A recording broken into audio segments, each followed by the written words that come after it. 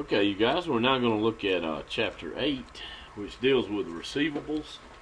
Now, the one that probably comes to mind for you, or at least I hope it does by this point in the semester, is accounts receivable. I think you've heard me mention before, any account that ends with the word receivable is an asset. Accounts receivable, we've talked about it quite a bit already. And you know how it gets on the books when we provide goods or services to customers today and they promise to pay in the near future and we don't charge them any interest. When I say near future, you know what we're talking about there. Probably 30 days, maybe 60 days, depending on the business. Another type of asset comes about when we loan money.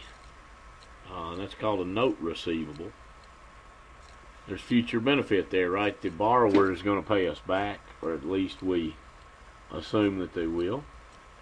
And they're not only going to pay us back the face amount or principal amount. Let's say we borrowed $20,000, or we loaned someone $20,000. They're not only going to pay us back the $20,000, they're also going to pay us back some interest. And that's our incentive for making the loan, or the business's incentive for making the loan. So a note receivable is also an asset.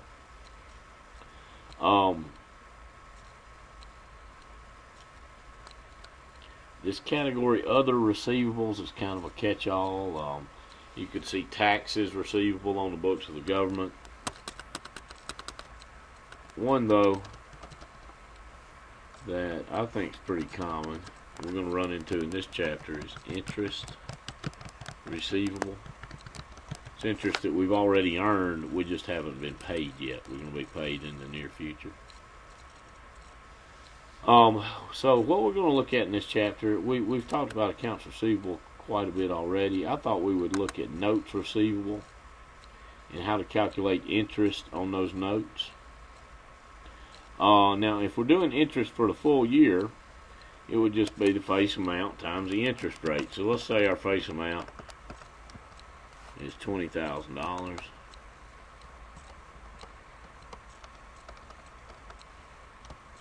Alright, let's go big. $40,000 face amount. Or you hear a lot of people, or at least I do, call that principal amount. The amount of principal, or the principal balance. And then let's say it was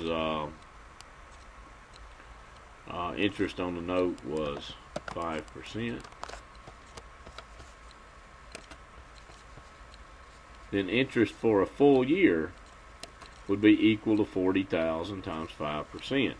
See, these interest rates are always stated in annual terms. You'll hear the little acronym APR, which stands for annual percentage rate. You can always assume an interest rate is stated in annual terms unless you're told otherwise.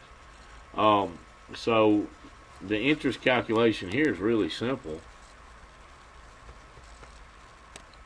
We just say, since the note is for a full year, or we should probably say that term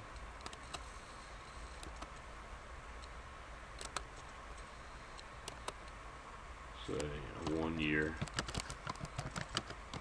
term, it's meaning a 1 year note.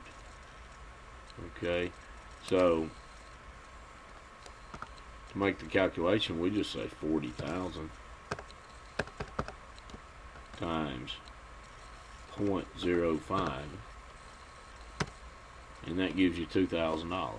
That's interest for 1 year on 40,000 at 5%. Pretty simple. Now,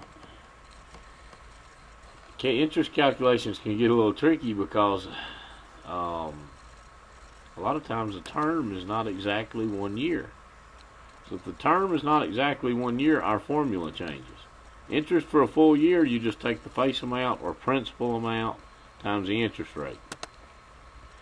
But let's say the note is for some other period of time. Okay, then our formula becomes, can't get it to stop the right place. face amount times interest rate times the period of time covered by the note. In our book, a lot of times they'll give us a term, 60 days, 120 days. Now, for the number of days in the year, we all just think of years having 365 days. Well, they do, except every fourth year we get leap day. So what banks and financial institutions would use for the number of days in the year would be 365.25 to be really accurate. Some people might use 365. The book uses 360. And I think they do that because things like 90 over 360 or 60 over 360 or 120 over 360, those all reduce to nice even numbers. So I'm going to use what the book uses in my calculations. I'm going to use the 360, but on the test or homework I'll accept any of the three. It's only going to throw it off a little bit of change anyway, maybe $1 or $2. So let's look at an example here. Let's say the face amount's $20,000, the interest rate's 4%, and the term is not 1 year, but instead 90 days. So here's how you'd set it up. It would be $20,000, the face amount, times 4%, the interest rate. Remember, that's 0.04.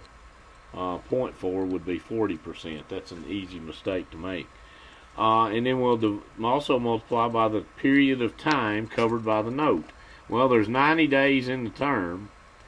We're going with a book number 360 days in the year. So we just divide 90 by 360, multiply that times 0.04, and multiply that times 20,000. And when you're plugging it in Excel, I think it goes, okay, we'll just enter it in Excel this way. We'll put equals 90, the term, divided by, I'm going to use 360 like your book does. Like I said, you can use either of the three, times 0.04 times 20,000. And there we go, $200. So 200 would be interest at 4% for 90 days on $20,000. We're also going to calculate some terms in the problem that we're going to work. Not terms, we'll be given the terms. We'll calculate the due dates of some notes. We'll calculate interest on some notes. And then we'll look at making some journal entries concerning them. Alright, thanks.